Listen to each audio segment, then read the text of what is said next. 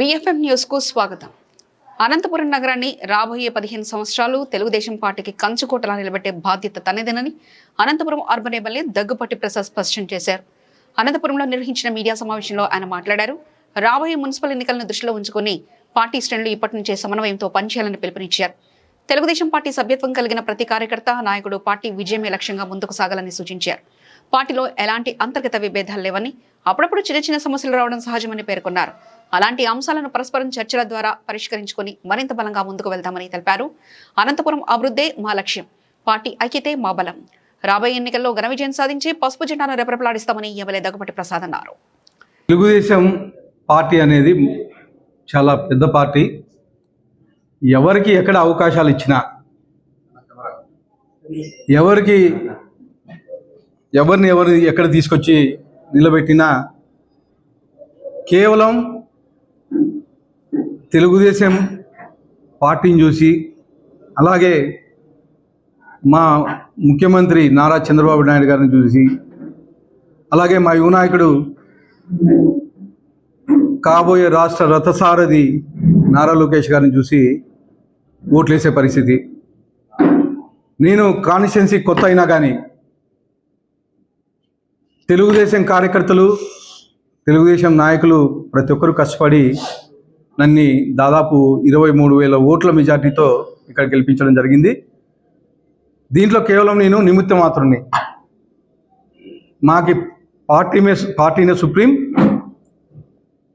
కేవలం మా ముఖ్యమంత్రి నారా చంద్రబాబు నాయుడు గారిని, మా లోకేష్ అన్నని ఎన్డీఏ కూటమి చూసే ఓట్లేసి నన్ను గెలిపించిన ఘనత మా అనంతపురం అర్బన్ నియోజకవర్గ ప్రజలది.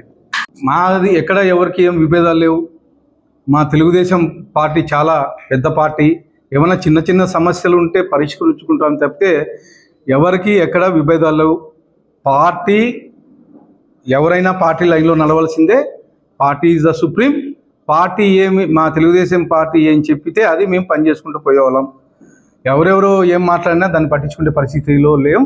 అన్ని అధిష్టానం చూసుకుంటుంది. అధిష్టానమే మాకి శిరోధార్యం. 3 ఏళ్ళు ఉంది, అప్పటికి ఏం జరుగుతుందో తెలియదు. కానీ ఈ 5 ఏళ్ళు నాకు అవకాశం ఇచ్చారు కాబట్టి అనంతపురం ప్రజలు, అనంతపురం డెవలప్మెంటే ధ్యేయంగా నేను పనిచేస్తాను. ఎవరెవరో ఏం మాట్లాడినా, ఎవరు ఏం బురద జల్లినా నేను పట్టించుకునే పరిస్థితులు లేవు. కూటమి ప్రభుత్వం తరపున అనంతపురంని నంబర్ 1 స్థానంలో నిలబడే విధంగా డెవలప్మెంట్లో మీరు చూస్తున్నారు. ఈ 2 ఏళ్ల కాలంలో దాదాపు 180 కోట్లు ఖర్చు పెట్టి ఎప్పుడెప్పుడు 20 ఏళ్ళ నుంచి 25 ఏళ్ళ నుంచి పెండింగ్ ఉండే రోడ్లు కానీ, డ్రైన్లు కానీ, బ్రిడ్జ్లు కానీ, తర్వాత హాస్పిటల్ మౌలిక సదుపాయాలు కానీ ఈ 2 ఇయర్స్ కాలంలోనే దాదాపు 180 కోట్లు ఖర్చు పెట్టి డెవలప్మెంట్ కార్యక్రమాలు చేస్తూ ఉన్నాం. ఇదంతా మా ముఖ్యమంత్రి నారా చంద్రబాబు నాయుడు గారి చలువ, అలాగే మా యువ నాయకుడు నారా లోకేష్ గారి చలువ వల్లే, ఎన్డీఏ కూటమి ప్రభుత్వం వల్లనే ఇంత డెవలప్మెంట్ కార్యక్రమాలు చేస్తున్నాం. చేసేటప్పుడు కొంతమంది మాట్లాడుతూ ఉంటారు, అవి పట్టించుకోకుండా నా ధ్యేయం ఒకటే, డెవలప్మెంటే నా ధ్యేయం. మా ముఖ్యమంత్రి నారా చంద్రబాబు నాయుడు గారు అవకాశం ఇచ్చారు నాకు. దాన్ని నిలబెట్టుకునే విధంగా నేను కృషి చేస్తూ పనిచేస్తూ ముందుకెళ్తా. నేను ఎవరో ఏమో మాట్లాడారని చెప్పేసి నేను పట్టించుకునే పరిస్థితుల్లో నా ధ్యేయం ఒకటే, డెవలప్మెంటు. మా ముఖ్యమంత్రి చంద్రబాబు నాయుడు గారు అవకాశం ఇచ్చారు కాబట్టి దాన్ని ప్రూవ్ చేసుకునే విధంగా ముందుకెళ్తాను. గతంలో నాకు ఎమ్మెల్యేగా అవకాశం వచ్చినప్పుడు, మా ముఖ్యమంత్రి చంద్రబాబు నాయుడు గారు అవకాశం ఇచ్చినప్పుడు